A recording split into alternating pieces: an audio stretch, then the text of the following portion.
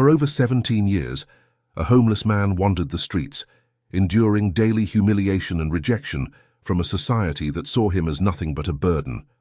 His weathered cardboard sign reading, "Used to be someone," held a profound truth that passers-by ignored, never bothering to uncover the story behind those haunting words. But on one fateful afternoon, as he rested on his usual bench, everything changed when a black SUV pulled up and a well-dressed man stepped out, a moment that would bridge the gap between his past and future. What shocking secret lay behind the words on his cardboard sign, and how would a black SUV's arrival change everything? Before we dive in, let us know where you're watching from today, and if you like this story, don't forget to subscribe. John Turner, a 62-year-old homeless man, stood on the roadside of a bustling shopping center area. His gaunt frame and sunken eyes told the story of days without food, his once sturdy body now reduced to skin and bones. In his trembling hands, he held a cardboard sign that read, "Used to be someone." The irony of those words wasn't lost on him as he watched the steady stream of people passing by, their eyes averting his gaze. As John stood there, hoping for a kind soul to spare some change, a well-dressed man approached. For a brief moment, John's spirits lifted, thinking this might be his lucky break. But as the man drew closer, a sneer spread across his face. "Used to be someone, huh?" the man mocked, his voice dripping with disdain. "I doubt someone like you used to be anyone, you loser." With a cruel laugh and a swift kick, the man sent John's begging cup flying, scattering the meager collection of coins across the sidewalk. John watched in dismay as his only means of sustenance rolled away, some disappearing into nearby storm drains, others wedging between cracks in the pavement. Laughter echoed in John's ears as he slowly lowered himself to the ground, his arthritic joints protesting with each movement. His weakened eyesight made the task of finding the scattered coins even more challenging. As he fumbled around, feeling for the cold metal discs, he could hear the man's continued taunts. "Look at you crawling around like a pathetic worm," the man sneered. "This is where you belong, in the gutter with the rest of the trash." John tried to block out the cruel words, focusing instead on retrieving what little he had. It took several long, humiliating minutes before he managed to collect most of the coins. By the time he finished, the man had walked away, leaving John with nothing but the sting of his words and the ache in his bones. Realizing that this spot would yield no kindness, John gathered his few possessions and began to walk. His steps were slow and unsteady, each one a reminder of how far he had fallen. As he moved along the sidewalk, he passed a hot dog stand, the aroma of grilled meat making his empty stomach growl painfully. Mustering what little courage he had left, John approached the vendor. "Excuse me," he said, his voice barely above a whisper. "Do you have any leftovers, anything at all? I have a little money." He held out his hand, showing the few coins he had managed to collect. The hot dog vendor barely glanced at John's outstretched hand before waving him away. "Not enough," he grunted. "And I don't serve your kind. You're scaring away my customers. Get lost." Dejected, John shuffled away from the stand. His parched throat ached, reminding him of his thirst. Spotting a water fountain nearby, he made his way over, grateful for at least this small mercy. As John bent to drink from the fountain, he became aware of a presence beside him. A young mother stood there, holding the hand of her toddler son. The boy was clutching an empty water bottle, clearly waiting for his turn at the fountain. John straightened up, wiping his mouth with the back of his hand. He tried to smile at the little boy, raising his hand in a small wave. "Hello there, little fella," he said softly. The mother's reaction was immediate and harsh. She yanked her son back, her face contorted with disgust. "Don't look at him, sweetie," she hissed, loud enough for John to hear. "Come on, we'll fill your bottle somewhere else." As the mother hurried away with her child, John's shoulders slumped even further. He had long ago lost count of how many times he'd been treated like a monster, something to be feared and avoided. But it never got easier. With his thirst somewhat quenched, John crossed the street, his eyes fixed on a park in the distance. The promise of a shady bench called to him, offering a moment's respite from the unforgiving sun and the even more unforgiving stares of passers-by. As he settled onto the cool wooden slats of the bench, John let out a heavy sigh. He watched the world go by, joggers, dog walkers, families out for a stroll, all living lives he could barely remember having. The normalcy of it all felt like a cruel joke, a reminder of everything he had lost. Lost in his thoughts, John was startled by the sound of children's voices nearby. He turned to see a group of kids, probably on a school trip, pointing in his direction. "Why is that man so ugly?" one child asked loudly. "He lives on the street," another replied. "My dad says only crazy people do that." A third child, bolder than the rest, suggested, "Should we scare him? I bet he'd run away." Before the children could act on their cruel impulses, their teacher noticed what was happening. She quickly ushered the group away, but not before shooting John a look of pure revulsion, as if his mere presence was contaminating her charges. Years ago, such encounters would have left John feeling angry or deeply saddened, but now he felt nothing. The realization that he had become so numb to humiliation scared him more than any harsh word or disgusted look ever could. As the sun began to rise, casting its bright rays of light across the park, John found himself wondering how much longer he could bear this existence. What was the point of continuing on when each day brought nothing but pain and rejection? The world had made it clear that it had no place for him, no use for a broken-down old man with nothing left to offer.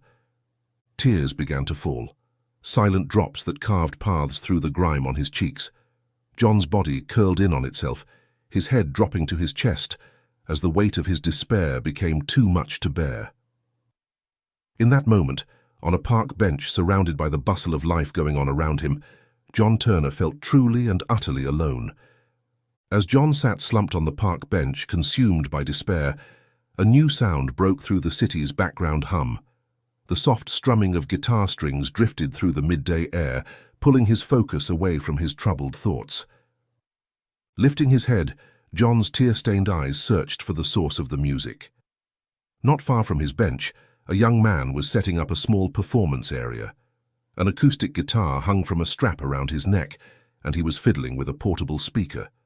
At his feet lay an open guitar case, ready to receive donations from any appreciative listeners. Curiosity piqued, John watched as the young musician finished his preparations. The first few chords rang out clearly, and John felt a jolt of recognition.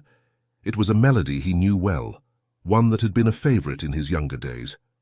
As the song progressed, John found himself mouthing the words along with the performer. "Used to be someone," he whispered, the irony of the title not lost on him. The lyrics spoke of lost identity and faded glory, themes that resonated deeply with John's current situation. The song transported John back to a different time, a different life. He remembered listening to this very tune on the radio while driving to work, humming it while doing chores around the house, even singing it to his young son as a lullaby. Those memories, long buried under years of hardship and despair, bubbled to the surface, bringing with them a bittersweet ache. As the final notes faded away, John felt something he hadn't experienced in years, a genuine connection to another human being, even if it was just through a shared appreciation of music. Without thinking, he rose from the bench and approached the young musician. Digging into his pocket, John pulled out one of his precious dollar bills. It was wrinkled and worn, much like John himself, but it was all he had to offer. With a trembling hand, he dropped the bill into the open guitar case. "Keep it, son," John said, his voice rough with emotion. "You've entertained my soul, even if just for a moment." The young musician looked up, surprise evident on his face. He hadn't expected a donation from someone who so clearly had little to spare. "Thank you, sir," he said sincerely. "I'm glad you enjoyed it." John nodded, a ghost of a smile flickering across his weathered face. For a brief instant, he felt like a person again, not just a nameless, faceless, homeless man. But the feeling was fleeting, and as he turned away from the musician, the weight of his reality settled back onto his shoulders. With the sun climbing toward its highest point, John's stomach clenched painfully, reminding him he hadn't eaten yet since morning. He recalled an alley behind a nearby supermarket, where he occasionally found discarded but still edible food. It wasn't ideal, but it was better than going hungry. With heavy steps, John made his way out of the park and across the street. The city around him buzzed with the midday rush, storefronts bustling and the crowd moving with purpose. John felt invisible as he navigated through the throngs of people, a shadow passing unnoticed in the bright, busy day. As he approached the alley, John's hopes for a meal were quickly dashed. Another homeless man was already there, elbow deep in the dumpster, searching for anything of value. John hesitated, not wanting to start a confrontation over territory. In his weakened state, he knew he wouldn't stand a chance if things turned physical. While John lingered at the mouth of the alley, trying to decide what to do and where to go, the back door of the supermarket burst open. The store manager stormed out, his face red with anger. "Get out of here, you filthy bum!" the manager shouted, advancing on the man at the dumpster. "How many times do I have to tell you to stay away from my store?" The homeless man tried to scramble away, but the manager was quicker. He grabbed the man by his tattered coat and shoved him roughly to the ground. "If I see you here again, I'm calling the cops," the manager threatened, punctuating his words with a kick to the fallen man's side.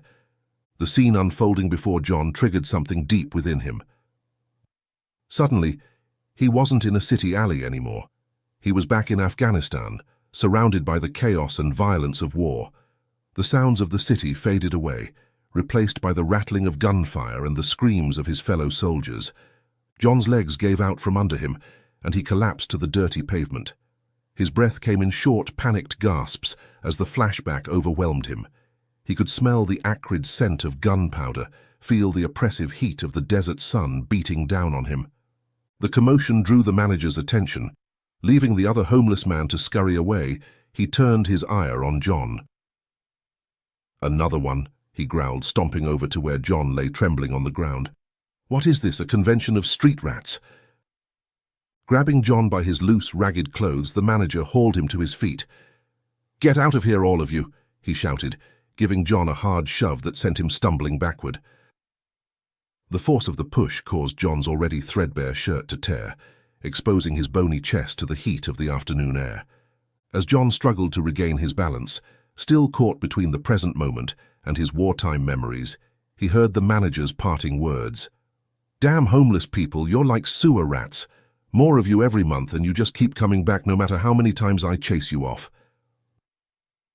The manager's voice faded as he retreated back into the store, leaving John alone in the alley. Slowly, reality began to reassert itself. The sounds of war gave way to the familiar urban symphony of traffic and distant conversations. But the fear and adrenaline from the flashback lingered, leaving John shaken and disoriented. With his torn shirt flapping in the breeze and his stomach still achingly empty, John stumbled away from the alley.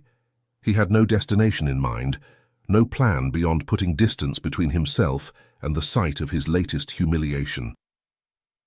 As he wandered the heartless streets, John felt more lost and alone than ever, a man out of place in both time and society.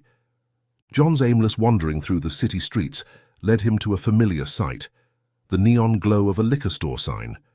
The bottles displayed in the window seemed to call out to him, promising temporary relief from the physical and emotional pain that consumed him. For a moment, John hesitated. He knew all too well the destructive path that alcohol had led him down in the past. It had cost him his family, his home, his dignity. But in this moment of desperation, with the lingering effects of his PTSD episode still rattling through his system, the temptation was overwhelming. With a resigned sigh, John pushed open the door to the liquor store. The bell above the door chimed, announcing his presence. The man behind the counter looked up, his expression changing from bored indifference to wary suspicion as he took in John's disheveled appearance. John shuffled to the cooler, his eyes scanning the rows of bottles until they landed on the cheapest beer available. He grabbed a single bottle, the glass cold against his calloused palm, and approached the counter. The clerk watched John's every move, his hand hovering near the silent alarm button beneath the counter. "That'll be $3, he said gruffly, as John placed the bottle on the counter. John dug into his pocket, pulling out the last of his spare coins. These were meant for food, a small voice in the back of his mind reminded him. but the promise of numbness, of a brief respite from the constant barrage of painful memories and current hardships, was too strong to resist. As he counted out the coins, John's hands shook slightly. Whether from withdrawal, hunger, or the lingering effects of his earlier panic attack, he couldn't be sure. The clerk's impatient sigh as John fumbled with the money only added to his sense of shame. Could you open it for me, please?" John asked softly, pushing the coins across the counter. His arthritic fingers, stiff from the fall earlier, would have difficulty with the bottle cap. The clerk rolled his eyes but complied, twisting off the cap with a quick motion. He pushed the open bottle back towards John without a word. "Thank you," John murmured, grasping the bottle. Without waiting for a response, he turned and hurried out of the store, the bell chiming once more as the door swung shut behind him. Once outside, John raised the bottle to his lips and took a long, desperate gulp. The cheap beer was bitter and warm, but he hardly noticed. He was focused solely on the promise of the alcohol's effects, the gradual dulling of his senses that would allow him to forget, if only for a little while. As he walked, John continued to drink, each swallow bringing him closer to the oblivion he craved. By the time he had consumed nearly half of the bottle, a familiar warmth began to spread through his body. The sharp edges of reality started to blur, the constant ache in his joints and his heart beginning to fade. John's feet carried him to a bench in front of a restaurant. The smell of food wafting from the establishment made his empty stomach clench, a painful reminder of his hunger. But the alcohol was doing its job, making it easier to ignore the gnawing emptiness. Lowering himself onto the bench, John exhaled deeply. The world around him seemed to blur slightly, the city's noises muffled, as though he were submerged underwater. It wasn't peace, not truly, but it was the closest John had come to it in a long while. He took another long drink from the bottle and lay back on the bench. As the alcohol continued to work its way through his system, John's eyelids grew heavy. The constant vigilance required for survival on the streets, always being alert for danger or opportunity, began to slip away. Without really meaning to, John found himself adrift to sleep, his body curling in on itself for comfort. The almost empty beer bottle dangled precariously from his fingers, threatening to fall at any moment. But John was beyond caring. As consciousness began to slip away, he welcomed the approaching darkness. In sleep, at least, he could escape the harsh realities of his waking life. Just before he drifted off completely, a fleeting thought passed through John's mind. He knew he shouldn't be sleeping here, that someone from the restaurant would likely chase him away if he was discovered. But the combination of exhaustion, hunger, and alcohol made it impossible to act on this knowledge. True to his guess, a harsh voice jolted him back to awareness as soon as sleep engulfed him. No, not again. A man in suit who looked like the restaurant owner or manager had emerged, his face a mask of frustration. "You homeless people are always causing trouble. We've got important investors coming today. You can't sleep here. Move, now." Too tired and too drunk to argue, John simply nodded and stood up. He gathered his few possessions, the cardboard sign, his nearly empty bottle, and shuffled away from the restaurant. He made it only a few meters before his legs gave out, and he sank to the ground, leaning against a nearby wall. As he sat there, John finished the last of his beer. With a sigh, he tossed the empty bottle into a nearby trash bin. Then, using his cardboard sign as a makeshift pillow, he lay down on the hard concrete. The alcohol in his system, combined with sheer exhaustion, quickly pulled John into a deep sleep. As John finally succumbed to sleep, the sounds of the city continued around him. Passers-by hurried past, some casting curious or disgusted glances at the disheveled figure on the street, others deliberately averting their eyes. To most, John was just another fixture of urban decay, as unremarkable as a piece of litter on the sidewalk. In the depths of his alcohol-induced sleep, John's mind wandered through a vivid dreamscape. He found himself back in Afghanistan, the familiar weight of his rifle in his hands and the comforting presence of his fellow soldiers around him. In this dream world, John felt strong again, his body free from the ravages of age and hardship. The scene shifted, and John found himself in the midst of a firefight. His heart raced as he took cover behind a crumbling wall, the sound of gunfire echoing all around him. He raised his rifle, finger poised on the trigger, ready to return fire. But when he pulled the trigger, instead of the expected crack of gunfire, he heard a car horn. The incongruous sound jolted John back to consciousness. He blinked rapidly, disoriented by the sudden transition from war-torn Afghanistan to a city street. The honking continued, insistent and irritating. John realized he was still lying on the bench, his body stiff and aching from the uncomfortable position. Groaning softly, John pushed himself up into a sitting position. He rubbed his eyes, trying to clear the fog of sleep and lingering alcohol from his mind. As his vision came into focus, he noticed two luxury cars pulling up to the curb near his bench. The cars were sleek and shiny, their polished surfaces reflecting the bright afternoon light. John watched as the doors opened, and three men in expensive business suits stepped out. They exuded an air of wealth and importance that made John acutely aware of his own disheveled state. Two of the men walked past John without so much as a glance in his direction. Their conversation continued uninterrupted, as if the homeless man on the sidewalk was nothing more than a piece of the urban landscape. But the third man, who was wearing an emerald blue vest, paused, his hand going to his pocket. John's heart leapt with a mixture of hope and shame as the man pulled out a wallet. He hated having to rely on the charity of strangers, but his empty stomach and the lingering effects of his hangover silenced his pride. The man in the suit extracted a few crisp dollar bills from his wallet and held them out to John. "Here," he said, his voice neutral. "Take this. Get yourself something to eat." John reached out with trembling hands to accept the money.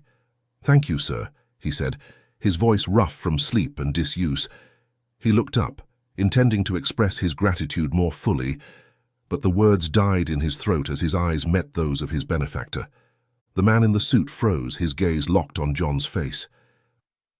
There was a flicker of something in his eyes, expectation, confusion. John couldn't be sure what the man was waiting from him. "Excuse me," the man said, his voice suddenly uncertain. "I thought you were, never mind." Before John could respond, one of the other men called out, "Hey man, are you coming? We're going to be late for the meeting." The man seemed to shake himself out of his daze. "Right, yes, coming." He turned back to John, a strange expression on his face. "Have a nice day," he said quickly, then hurried to join his companions. John watched as the three men walked towards the restaurant, his mind whirling with questions. Why had the man looked at him that way, and why did those eyes seem so familiar? As the men disappeared into the restaurant, John overheard snippets of their conversation. "Waste of money, these people are all the same. He'll probably use it to buy alcohol." "Exactly. Donating to them is pointless. If you want to give, invest in something credible like this restaurant. At least then you'll get a return." John sighed, a mixture of shame and resignation washing over him. He couldn't deny the truth in their words. Hadn't he done exactly that just now, using the money he had for alcohol instead of food? Looking down at the bills in his hand, John was surprised to see 3 crisp $5 notes. The paper felt almost foreign against his rough skin, so used to handling grimy coins and crumpled single dollars. For a moment, he allowed himself to imagine what he could do with this unexpected windfall. Food was the first thought that came to mind. Real food, not scraps from a dumpster or stale leftovers from a shelter. He thought longingly of the pizza place down a few blocks. 2 slices would be enough to fill his stomach today and save one for tomorrow.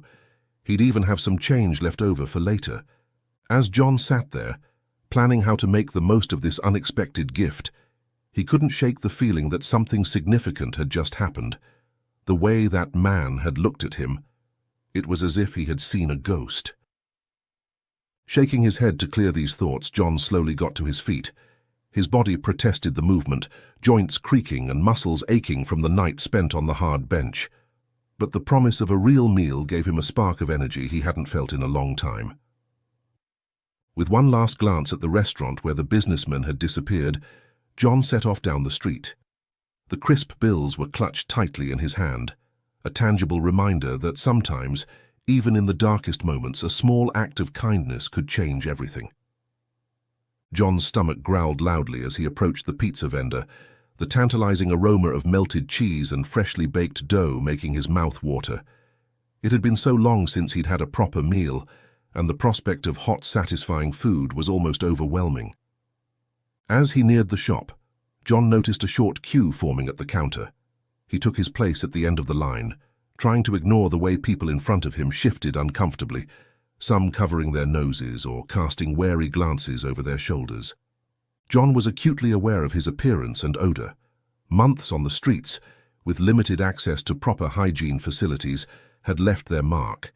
He hunched his shoulders, trying to make himself as small and unobtrusive as possible while he waited his turn. The line moved slowly, each passing minute intensifying John's hunger and anxiety.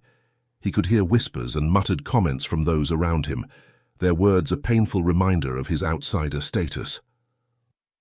Finally, John reached the front of the queue. He opened his mouth to place his order, but before he could speak, a commotion erupted behind him. "Excuse me," a woman's shrill voice cut through the air. "I can't stand this smell anymore. It's ruining my appetite." The server behind the counter looked up, his eyes narrowing as they landed on John. "Hey, homeless guy," he called out, his voice harsh and annoyed. "You're bothering my customers. Get out of here." John felt his face flush with shame. He wanted to explain, to show them the crisp bills in his pocket, and prove that he was a paying customer like anyone else. But as he turned to do so, he found himself face to face with the woman who had complained. Her nose was wrinkled in disgust as she looked him up and down. "You've got lice in your beard," she said, her voice dripping with revulsion as she pointed to him. "I can see them crawling from here." The whispers around John grew louder, people on the line beginning to shift and mutter amongst themselves. The atmosphere was turning hostile, and John knew from experience that these situations could escalate quickly. With a heavy heart, John stepped out of the line. "I'm sorry," he mumbled, his eyes fixed on the ground. "I didn't mean to cause any trouble." As he turned to leave, John cast one last longing glance towards the pizza oven. The sight of the flames and the clicking sound of the gas igniting click, click, click triggered another flash of memory. Suddenly, he wasn't in a pizza shop anymore, but back in a war zone, the ticking of the oven's ignition transforming into the ominous countdown of a bomb. A wave of nausea washed over John, his body reacting viscerally to the flood of traumatic memories. He stumbled away from the pizza place, his hunger forgotten in the face of this fresh onslaught of pain and fear. John's feet carried him away from the crowded storefront, his mind reeling from the humiliation and the triggered memories. He found himself back at the liquor store, the neon sign a beacon calling to him in his distress. A part of him knew this was wrong, that he was falling back into the destructive cycle that had brought him to this point. But the need to numb the pain, to escape the constant barrage of memories and rejection, was overwhelming. With trembling hands, John pushed open the door to the liquor store. The same clerk was behind the counter, his expression a mixture of recognition and resignation. John approached the counter, shame and desperation warring within him. I need, he began, his voice barely above a whisper. The clerk sighed, already reaching for the cheap bottles on the lower shelf. "How many?" he asked, his tone flat and disinterested. "3," John replied, the word feeling like ash in his mouth. He pulled out the crisp bills, the ones that were supposed to buy him food and hope. Instead, they were now being exchanged for temporary oblivion. The transaction was quick and silent. John handed over the 2 crisp $5 bills he had, receiving 3 bottles in return. "Can you open one for me?" he asked, his voice small and defeated. The clerk complied without comment, twisting off the cap and pushing the open bottle across the counter. John grabbed it, taking a long, desperate gulp before even leaving the store. As he stepped back out onto the street, the afternoon sun seemed to mock John's descent. He clutched his bottles close, already feeling the familiar warmth of alcohol spreading through his system. With nowhere else to go, John found himself heading back towards the spot where he had slept before. He had left his cardboard sign there, the pitiful marker of his territory in this unforgiving urban landscape. As he approached, John saw the restaurant door open. The three businessmen from earlier emerged, laughing and patting each other on the back.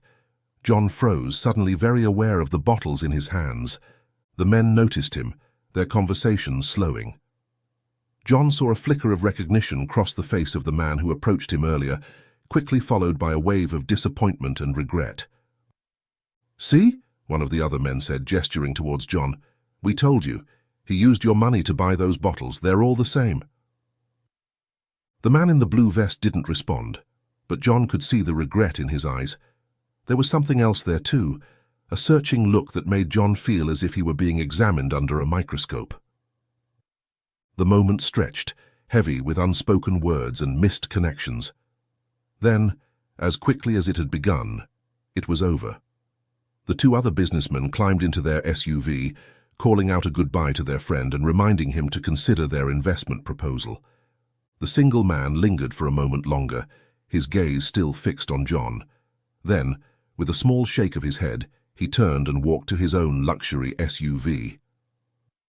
As the cars pulled away, John was left standing on the sidewalk, the bottles in his hands feeling heavier than ever. He had started the day with a flicker of hope, a brief spark of possibility that maybe, just maybe, he could break free from the endless cycle of poverty and addiction. But now, with the afternoon sun sinking lower in the sky, he found himself right back where he had begun, empty-handed, with nothing but the familiar weight of the alcohol to keep him company through yet another long, solitary rest of the day. As the luxury SUVs disappeared around the corner, John felt the full weight of his choices bearing down on him. The alcohol he had consumed was working its way through his system, bringing with it a familiar, numbing warmth, but it couldn't quite dull the sharp edge of regret and self-loathing that cut through his consciousness. The sky above shifted unexpectedly, dark clouds rolling in and threatening rain at any moment. A biting wind against the remaining hot afternoon air began to pick up, slicing through John's threadbare clothes and making him shiver, even as sweat beaded on his brow. The harsh summer rain was closing in, and despite the alcohol coursing through his veins, he couldn't shake the cold that seemed to settle deep in his bones, an unwelcome visitor that refused to leave. John's eyes drifted to the bench by the restaurant where he had lay before. The restaurant's canopy extended just far enough to offer some protection from the impending rain. In his alcohol-addled state, John had forgotten the manager's earlier warning about sleeping there. All he could think about was finding a safe, dry spot to rest his weary body. With unsteady steps, John made his way to the bench. He lowered himself onto it with a groan, his joints protesting the movement. The world around him had taken on a hazy quality, the effects of the alcohol blurring the edges of reality. As he lay down, John's mind drifted. He thought about the man, about the look of recognition and disappointment in his eyes. There was something familiar about him, something John couldn't quite place. But trying to focus on the memory was like trying to grasp smoke. The harder he tried, the more it slipped away. The first drops of rain began to fall, pattering against the canopy above John's head. The sound was oddly soothing, lulling him further into a state of half-consciousness. He clutched one of the bottles to his chest like a child might hold a teddy bear, seeking comfort in its presence. John's eyes grew heavy, the combination of alcohol and exhaustion pulling him towards sleep. He didn't dream this time, or if he did, the dreams were formless and fleeting, leaving no impression on his waking mind. He wasn't sure how long he had been asleep when a loud voice and a piercing whistle jolted him back to consciousness. John's eyes flew open, his heart racing as he tried to make sense of his surroundings. The restaurant owner stood over him, his face red with anger. Two police officers flanked him, one of them lowering a whistle from his lips. "Wake up!" the restaurant owner shouted, his voice filled with frustration and disgust. "How many times do I have to tell you people to stay away from my establishment?" John struggled to sit up, his head spinning from the abrupt awakening and the lingering effects of the alcohol. "Please," he mumbled, his voice hoarse and barely audible. "Please, the noise." One of the officers stepped forward, his expression a mixture of annoyance and resignation. "We've been trying to wake you for several minutes, sir. The whistle was a last resort." The restaurant owner turned to the officers, gesturing wildly at John. "This is what I'm talking about. These homeless people are ruining my business. I've got important investors, and I can't have this eyesore driving them away." John's foggy brain latched onto the word investors. He remembered the men from earlier, the way they had looked at him. Had they been considering buying this restaurant? Before John could fully process this thought, he felt strong hands gripping his arms. The officers were pulling him to his feet, the cold metal of handcuffs closing around his wrists. "No, please," John begged, the reality of the situation finally breaking through his alcohol-induced haze. "I'll go. I promise I won't come back. Just, please don't take me in." But his pleas fell on deaf ears. The officers began to lead him towards their waiting patrol car, their grip firm but not unnecessarily rough. John's legs felt like lead, each step a monumental effort. As they neared the police car, John's desperation grew. He knew that a night in jail, while providing a roof over his head, would only compound his problems. He'd lose what little he had, and the stigma of an arrest would make it even harder to find help or work in the future. Just as one of the officers reached for the car door, a familiar black SUV pulled up to the curb. The door opened, and the man in emerald blue vest stepped out, his expression a mixture of concern and determination. "Please, stop," the man called out, his voice carrying an authority that made everyone pause. The restaurant owner's demeanor changed instantly upon seeing him. His anger gave way to an ingratiating smile. "Mr. Turner," he said, his tone suddenly respectful, "I didn't expect to see you back so soon. Is there a problem with our agreement?" The man shook his head, his eyes fixed on John. No problem. I'd like to speak with this man, if that's all right." The restaurant owner looked confused but nodded quickly. Of course. Officers, you can let him go. I'm withdrawing my complaint." The police officers exchanged a glance but complied, removing the handcuffs from John's wrists. "All right," one of them said, addressing John directly. "You're free to go, but I strongly suggest you find a shelter or somewhere else to sleep. We don't want to see you back here again, understood?" John nodded mutely, still trying to process the sudden turn of events. He rubbed his wrists where the handcuffs had been, wincing at the tenderness of his skin. The man thanked the officers and the restaurant owner, then turned his full attention to John. "Would you mind if we talked for a moment?" he asked, his voice gentle. "Perhaps we could sit on that bench." The restaurant owner paused for a moment, then, eager to impress the wealthy investor, nodded. "Of course, wouldn't want the rain to ruin your suit," he said. The man gave a grateful nod. "Just for a few minutes, we won't be long." As the man guided John back to the bench, the restaurant owner called out, "Mr. Turner, if you need anything at all, just let me know. I'll be inside." Mr. Turner nodded absently, his focus entirely on John. As they sat down, John found himself overwhelmed by the kindness in the young man's eyes. It had been so long since anyone had looked at him that way, like he was a person worthy of attention and care. "I have an important question for you," he said, his voice quiet but slightly hesitant. John nodded, encouraging him to continue. "What did you mean by that sign? Used to be someone." He gestured toward the sign, now trampled on the sidewalk, its cardboard soaked and crumpled as the summer rain battered it. John shifted uncomfortably on the bench, the weight of the man's question hanging heavy in the air between them. He hadn't expected such a direct inquiry, especially not from someone who, by all appearances, inhabited a world so far removed from his own. After a moment of hesitation, John cleared his throat. His voice, when he finally spoke, was rough and low. "I served this country," he said, the words coming out slowly, as if each one cost him great effort. "Risked my life in the army, that's it, nothing special anymore today, I guess." The young man leaned in, his eyes intense with a mixture of curiosity and something deeper, something John couldn't quite identify. "You were in the army?" he asked, his voice barely above a whisper. "May I ask, what's your name?" John hesitated again, unused to such personal questions from strangers, but there was something about the man's demeanor that put him at ease. "John," he replied. "John Turner." At the sound of his name, the man's breath caught audibly. He cleared his throat, his hands fidgeting in his lap. John Turner, he repeated, as if testing the name on his tongue.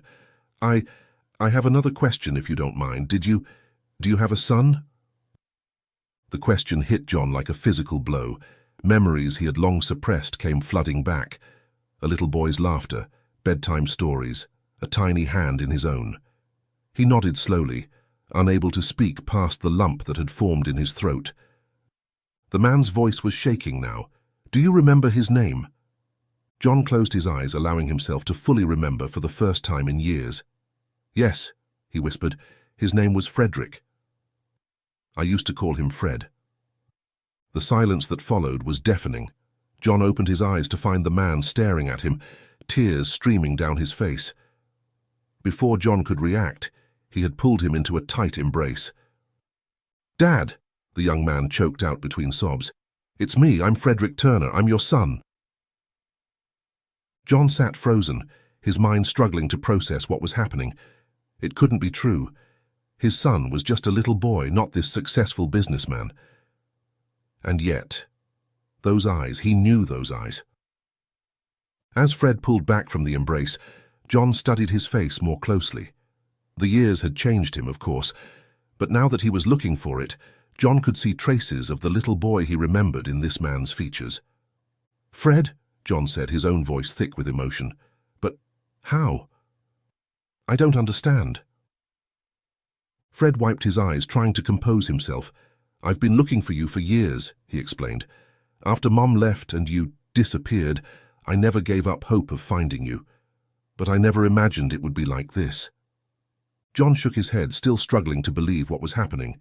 It can't be, he muttered. Fred Turner is such a common name. Anyone could be called that. Fred reached into his pocket and pulled out his wallet. From it, he extracted a worn photograph. Look, he said, holding it out to John. With trembling hands, John took the photo. It showed a much younger version of himself, smiling broadly with a small boy perched on his shoulders. The sight of it brought a fresh wave of memories crashing over him. I remember this day, John said softly, tracing the image with his finger. We went to the park. My son wanted to feed the ducks, but he was afraid to get too close to the water. Fred nodded, a watery smile on his face. You held my hand the whole time, he added. You made me feel safe. As the reality of the situation began to sink in, John felt a wave of shame wash over him. Here was his son, successful and kind, and look at what had become of his father. A homeless alcoholic, a burden on society. Fred, John said, his voice breaking. I'm so sorry, I've let you down, I've let myself down, I don't deserve... But Fred cut him off. No, Dad, don't say that, we've found each other again, that's all that matters now. Just then, a loud clap of thunder shook the air, and the light drizzle turned into a heavy downpour. Fred looked up at the sky, then back at John. Come with me, he said, standing up and offering his hand. Let's get out of this rain, we have so much to talk about. John hesitated, looking down at his ragged clothes and dirty hands. I can't, he said. I don't belong in your world, I'll just embarrass you. Fred's expression softened. Dad, please, you're my father, nothing else matters. Let me help you like you helped me all those years ago. As another roll of thunder sounded, John made his decision.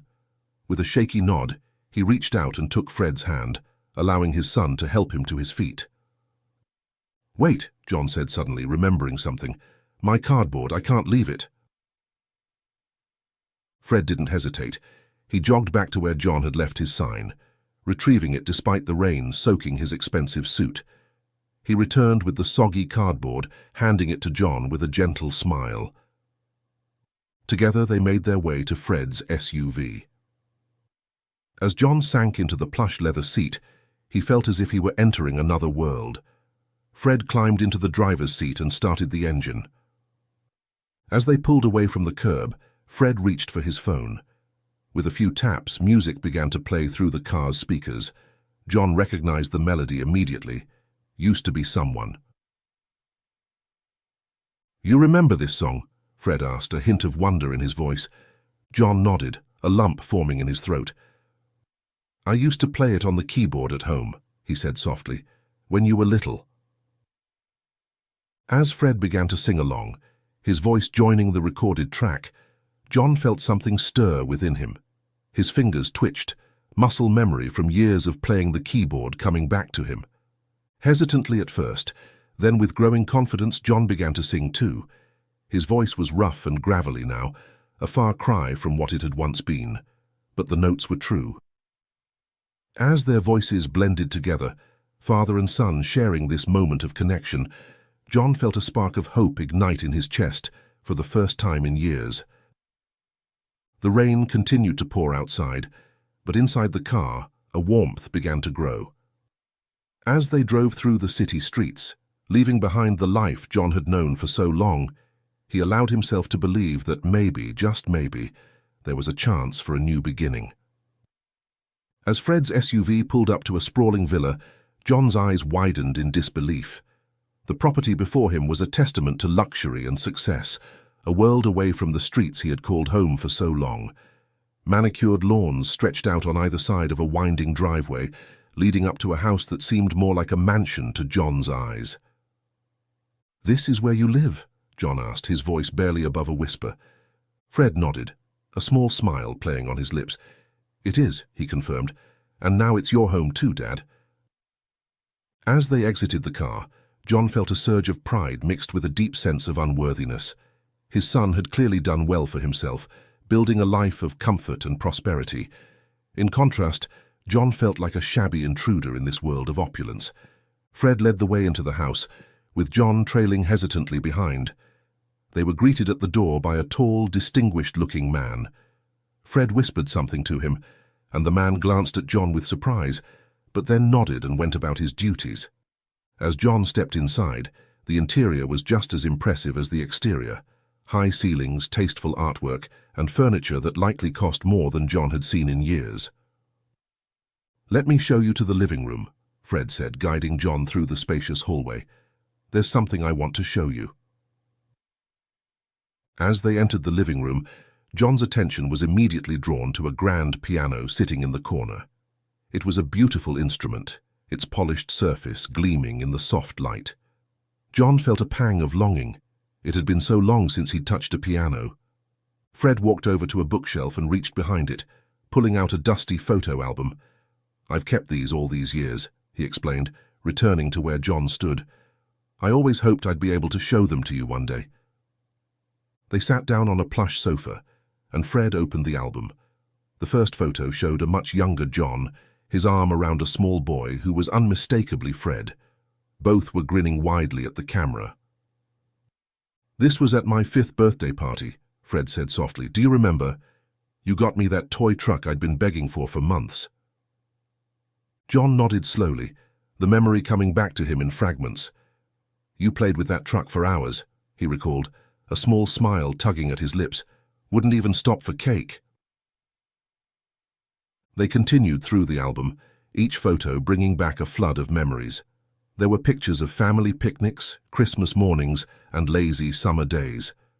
With each image, John felt a mix of joy at the happy times and deep regret for the years he had missed. As they neared the end of the album, Fred paused, his expression growing more serious. "Dad," he began, "I want to show you something else." He stood up and walked over to a nearby desk, retrieving a tablet. As he returned to the sofa, he began to swipe through images on the screen. "This is my company," Fred explained, showing John pictures of sleek office buildings and groups of well-dressed professionals.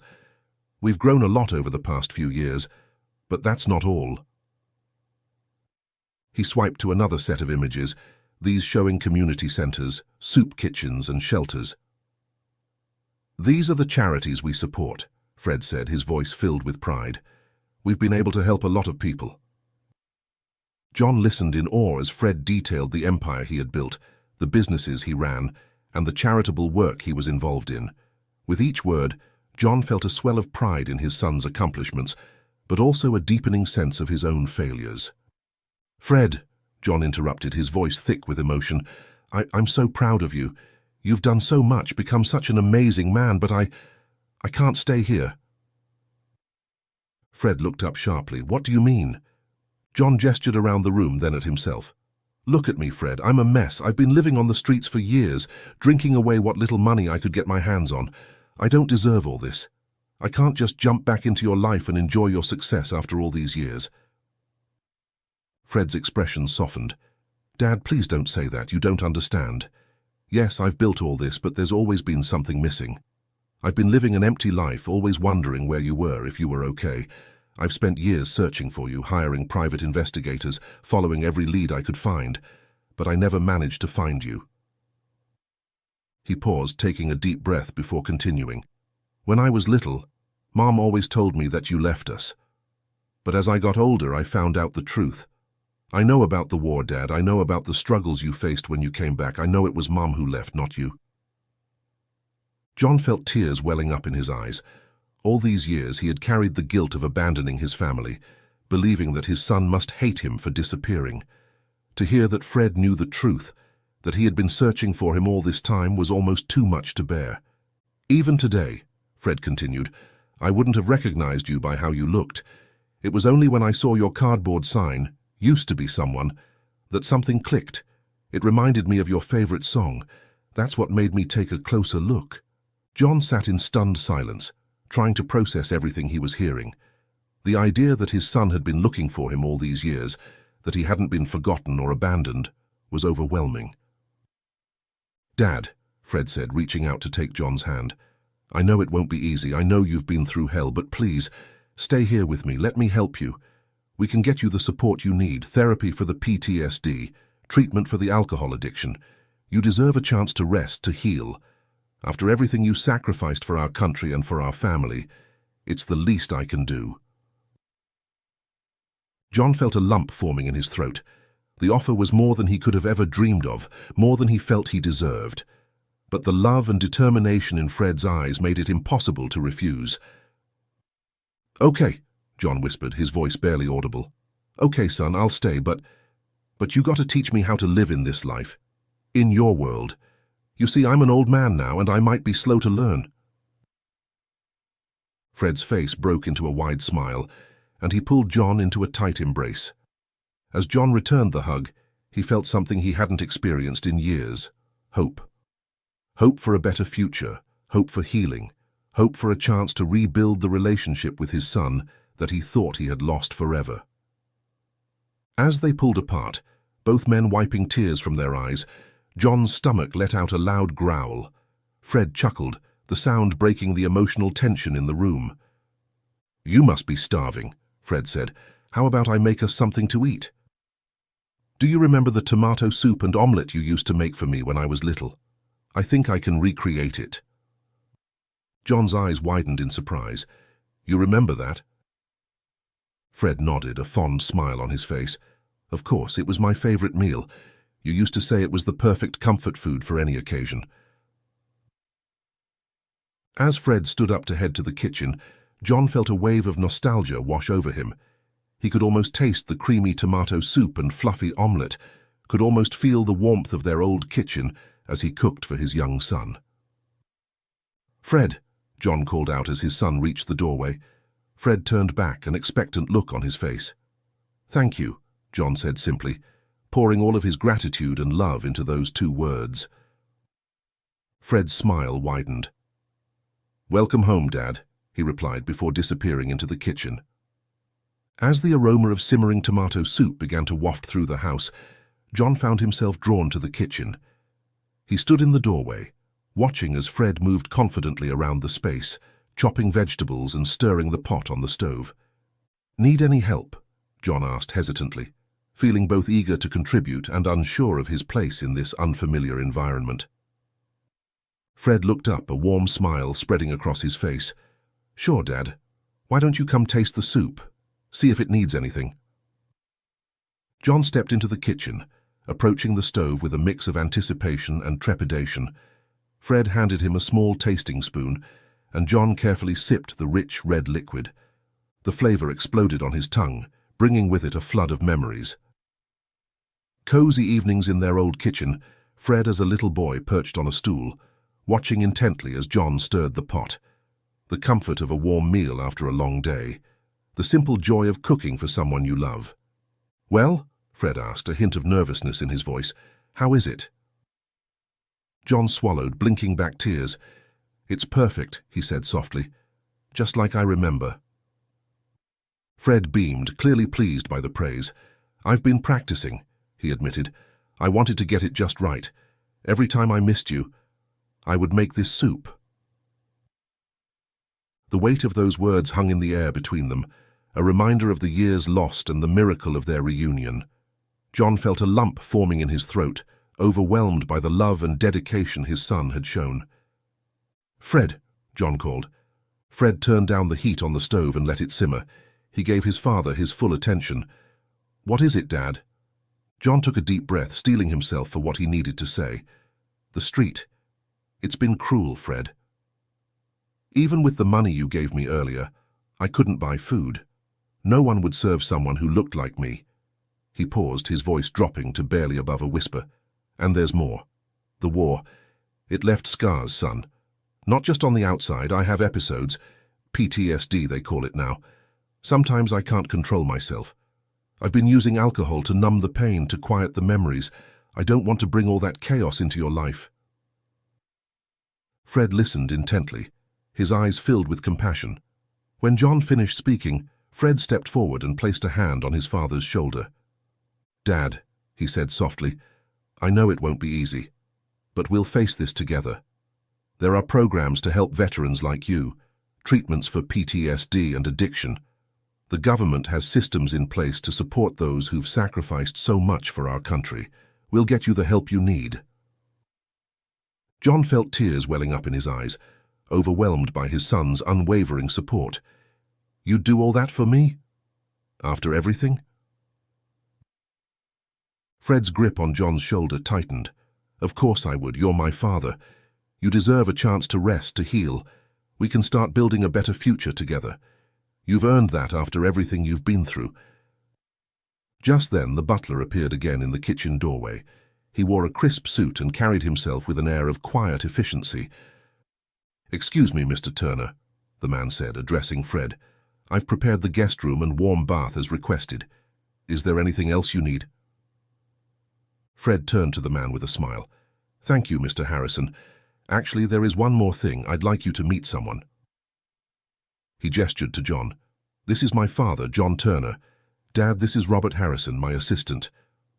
Mr. Harrison's eyes widened slightly in surprise, but he quickly composed himself. "It's a pleasure to meet you, Mr. Turner," he said, extending his hand to John. John hesitated for a moment before shaking the offered hand, acutely aware of the contrast between his rough, weathered appearance and Mr. Harrison's polished demeanor. Fred continued, his voice taking on a more formal tone.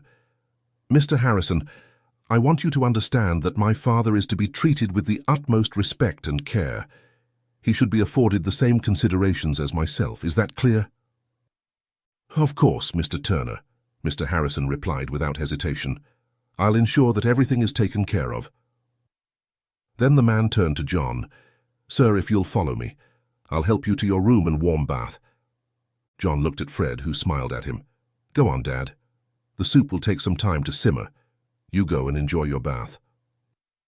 As Mr. Harrison led the way, John turned to Fred one last time, a mix of emotions playing across his face. "Thank you, Fred. You don't have to do all this. You don't know how proud I am of you right now." Fred smiled, and John followed Mr. Harrison up the glass stairs to the bedroom. After what could have been an hour or so, John returned to the living room and made his way to the kitchen, now changed into fresh clothes and looking much cleaner. He had shaved and was wearing comfortable evening loungewear that Mr. Harrison prepared for him. As John fumbled for the right words to express his gratitude to his son, the timer on the stove chimed.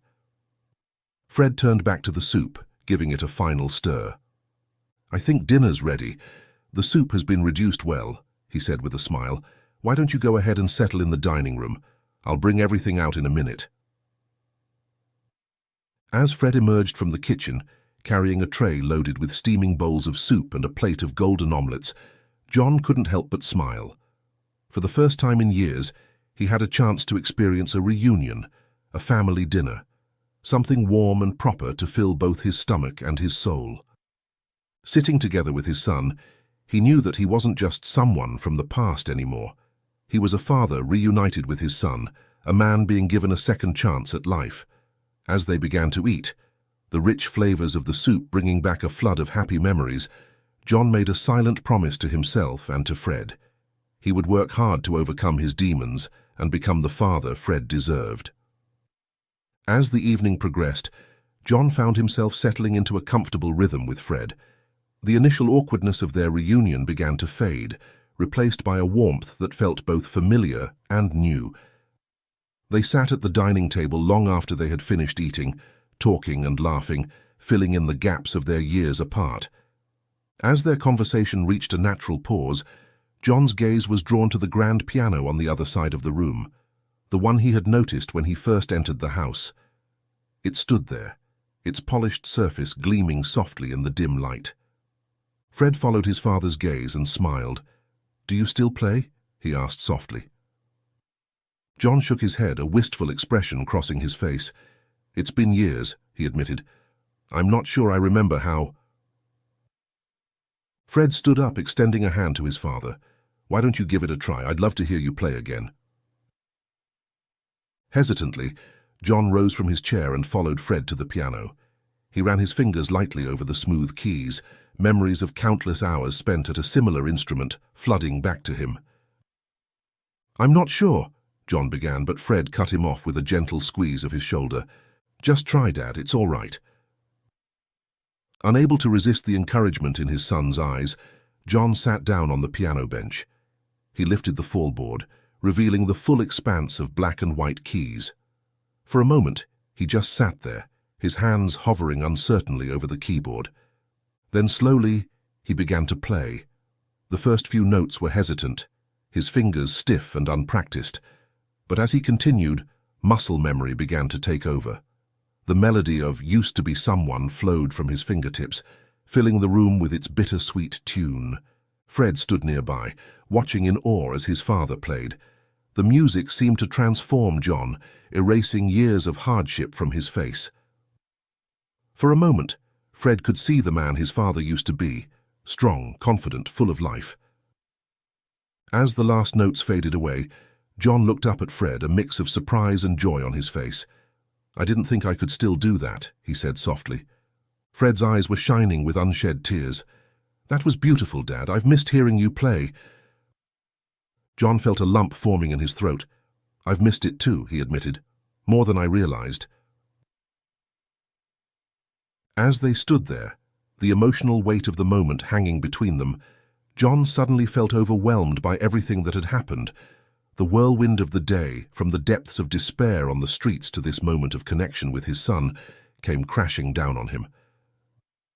"Fred," he said, his voice thick with emotion, "I want you to know how grateful I am, for everything, for finding me, for bringing me here, for giving me another chance. I know I have a long way to go, but I promise you I'm going to do everything I can to get better, to be the father you deserve." Fred stepped forward, pulling his father into a tight embrace. "I know you will, Dad," he said softly, "and I'll be here every step of the way. We're in this together now." When exhaustion finally began to set in, Fred walked John to his new room. It was spacious and comfortable, a far cry from the park benches and alleyways John had called home for so long. As John settled into the soft bed, he found himself marveling at the turn his life had taken. Just that morning, he had been a homeless man, lost and alone, convinced that his life held no value. Now he was reunited with his son, given a second chance at life, at family, at redemption. The familiar melody of "Used to Be Someone" played softly in John's mind as he drifted off to sleep. But this time, the song didn't fill him with regret for what he had lost. Instead, it felt like a promise, a reminder that while he used to be someone, he could be someone again. And with that thought, John Turner, no longer homeless, no longer alone, fell into the most peaceful sleep he had known in years. Tomorrow would bring new challenges, but also new opportunities. And for the first time in a very long time, John was looking forward to facing them.